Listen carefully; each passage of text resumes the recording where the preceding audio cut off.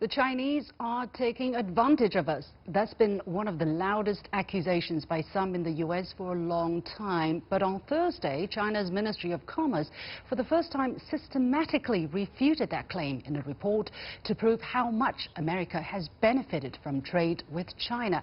The report cited evidence that over the past decade, U.S. exports to China have generated over 1 million American jobs. It also presented data to show that bilateral trade imbalance has been greatly exaggerated. How does the ministry report, why does the ministry report lay out its case? And why does the Chinese side see the need to put all these numbers together now? Is this an isolated move or part of China's broader effort to make a difference in the negotiation standoff? Joining me to discuss this topic from Beijing is Qinduo, a senior fellow at the Pangoal Institution, a Beijing-based think tank, and from New York City, Max Wolff, chief economist of the iCash group. Gentlemen, welcome to The Point.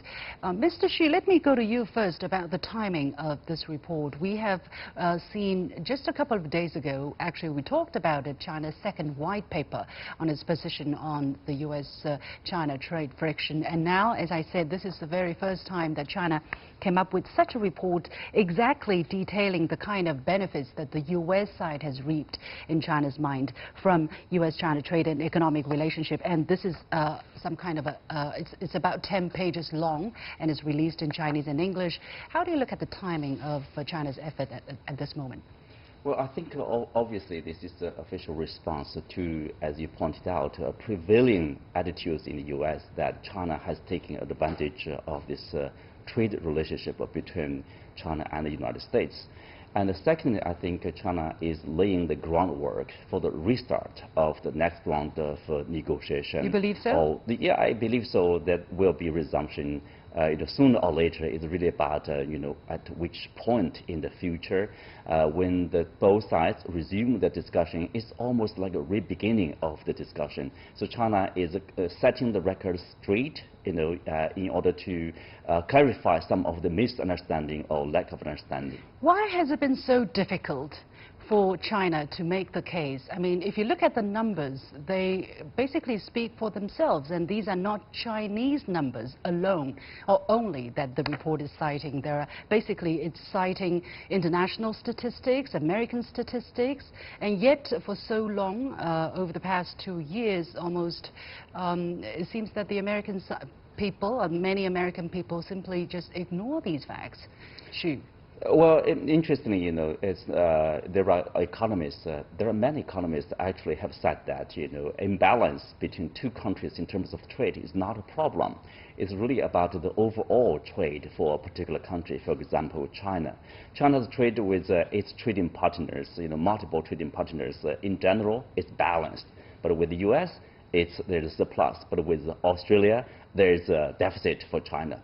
So for each country, you make some, plus, and then you have some deficit with other countries. But in the U.S. situation, it's a bit particular. There's an issue of U.S. dollar, the reserve currency for other countries. But also it's from the President Trump. He stressed very much about imbalance of trade. He thinks, if there's a deficit, that means the loss of money. So he would ask his officials to do something to fix this problem, and then you have this problem. Okay. Max, let me cross over to you. What do you think is the gist of the problem we're seeing here? Is the numbers missing? Is the different way of calculating them? Or some intentional cherry picking in calculating the numbers? No, I've had a chance to read through the report, admittedly only the English version, which I'm sure is identical, and it's a familiar and somewhat convincing series of arguments. So, I'm also an economics and trade professor, as you know, and we teach this more or less the arguments in the National White Paper there as a quasi-religion and have in the U.S. in our graduate economics programs and business programs for the better part of 50 years. I think that one of the reasons that there's some difficulty here is that the President of the United States needs and wants a conflict with China. That seems to be popular with minority of Americans who support his international economic policies, and to gain and keep the support of his election base, he needs to be seen as in constant conflict. By the way, not only with China, with almost everyone, almost all the time, but particularly with China. And so there are people I think are not that interested in exactly the factual basis of everything. They want to see that, and the persona that has worked for Donald Trump politically in the U.S. is that he's always fighting everyone on your behalf, and the problem with that is that person there, therefore, is sort of incentivized not to have a resolution. Well, it is difficult to read numbers. It is difficult to think. It is difficult to try to understand. But nevertheless, it is important to do that, especially when we have such a complicated situation and a very important relationship. So let's go into some of the details. For instance, according to the report, the United States says that its deficit in trade in goods with China in 2018 reached $420 billion, while the surplus, mostly in services, was around $40 billion. China's data, however, according to this report, shows that the figure for goods, the deficit for goods was estimated at $320 billion, and the figure for surplus in services was nearly $48 billion, about over $48 billion. I know these are difficult numbers, but Qinduo, let's try to decipher some of them. Exactly what are the importance of looking at both the goods and the services trade, and why there's a much bigger gap in the U.S. number and the Chinese number in the goods deficit? Well, for the U.S. side, especially the U.S. official papers, they mostly focus on the goods, the trade of goods. So they stress very much the deficit the U.S. has with China. They fails to talk much about their service, where they have a surplus. And I think it's really a calculation method here. For example, the U.S. side, they fail to calculate, to count into the service trade, where they have a surplus. And for example, you don't hear that mentioned too much. Right, no. And in Hong Kong. And what does service trade mean? Trade in services, what does that mean? That basically is the shopping that foreign visitors does, the tuition fees that foreign students does, or, right. or the fees you pay to use tourism, somebody's IP rights and stuff like that. Yes. And also there are multiple factors, I would say. For example, Hong Kong could be a factor. Hong Kong is a free port.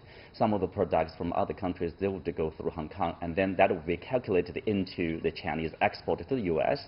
And also China is known as a factory of the world. Then you have the factories that would have their products assembled in China, but with components made in Japan, Vietnam or Korea or other parts of the world.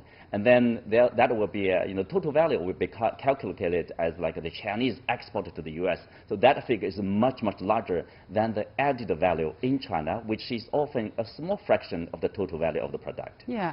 So basically, this report puts it that actually the Chinese understanding of the trade deficit, and not just Chinese understanding, according to some international estimation as well, that the trade deficit, according to the U.S., in goods has actually been exaggerated by 1/3, right? The actual number is almost 1/3 smaller than what the U.S. claims. So Max, how do you look at this gap there? Do you think the American people might buy this kind of argument? Would they be able to see what is really the true picture here? I mean, I think most people understand some combination of the following two things. Intermediate goods are hard to account for in the flow of funds international numbers. So often we see a country import some service or some item only to be able to export another item, right? So how you net these out as part of what my colleague is speaking about is a sort of technical matter, and it's quite possible, by the way, for two different groups to arrive at different numbers without anyone doing anything wrong, illegitimate, or inappropriate, but just having adopted slightly different national metrics metrics and efforts to do something, by the way, which are always imperfect. All the methods are imperfect because netting out intermediate goods is quite difficult. Separate apart from that, the United States has lots of choices. There's no force play here, and American corporations and American individual consumers and corporate consumers have decided that in terms of the quality of the items and services purchased per dollar, they've elected to make certain purchases, probably not primarily concerned about the national origins of production, because those are the best purchases they can make with their money. What we're discussing is whether or not they should have the freedom to optimize to their particular tastes and budgets, and whether they should have to optimize under a much restricted set of choices in order to please various 19th and early 20th century understandings of efficiency. The basic argument would be that if America is free to choose in importing more Chinese goods, it just means that those are saving money for consumers and producers and are basically allowing the United States to be prosperous, efficient, wealthy country. So where the stuff is made seems a bit strange as a preoccupation. Basically, this is plain economics, right? The Chinese have an offer of price, and then someone else, some other manufacturer has an offer, and then the American wholesaler or distributor would compare the price and the product and decide to purchase from which side. So it's very difficult to pinpoint a systematic effort for any Chinese producers or association to try to rip the American off. Mr. Xu, is there anything wrong with what I said just now? No, let me add a little bit, in addition to what my colleague has said about that, we are talking about, which side are taking advantage of the relationship. For example, if you look at the U.S. companies, their distribution or their selling of their products, for example, GM has sold cars in the China market, more cars than it has in the U.S. market in 2018. And if you look at Apple, the company, the iPhones, it sold the number of phones that is twice that in the U.S. market, in the China market. Right. I think that's basically the reason why in this report, the second part of the content is exactly about the great benefit that U.S. businesses has gained from, or U.S. consumers have gained from trading with China. There are two aspects. First of all, through selling to China, including exporting more than $240 billion US worth of goods and services to China in 2017. And then there are the U.S. companies profiting from China themselves, and these U.S. businesses earned $700 billion US in sales through the Chinese market in 2017 alone. So, Max, here comes the essential question. How come these profits are not seen by the average men and women on the streets in America?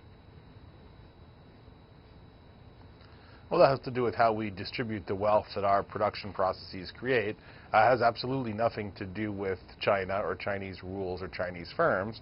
And I would add something else very important. Quite ironically, the U.S. government is using Chinese investment dollars in the form of U.S. Treasuries in order to fund its criticism of China.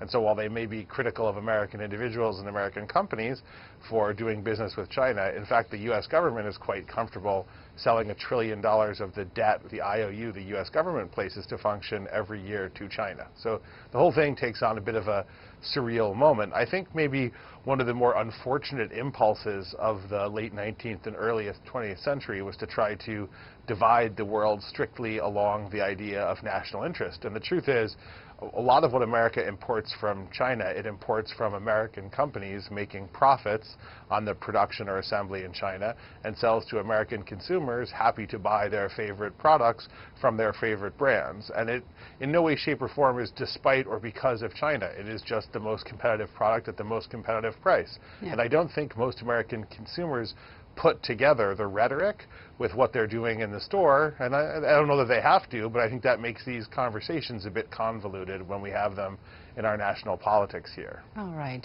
let's leave it there for now. A lot of food for thought. Many thanks to Qinduo, Senior Fellow at the Pangoal Institution, and Max Wolff, Chief Economist of the iCash Group.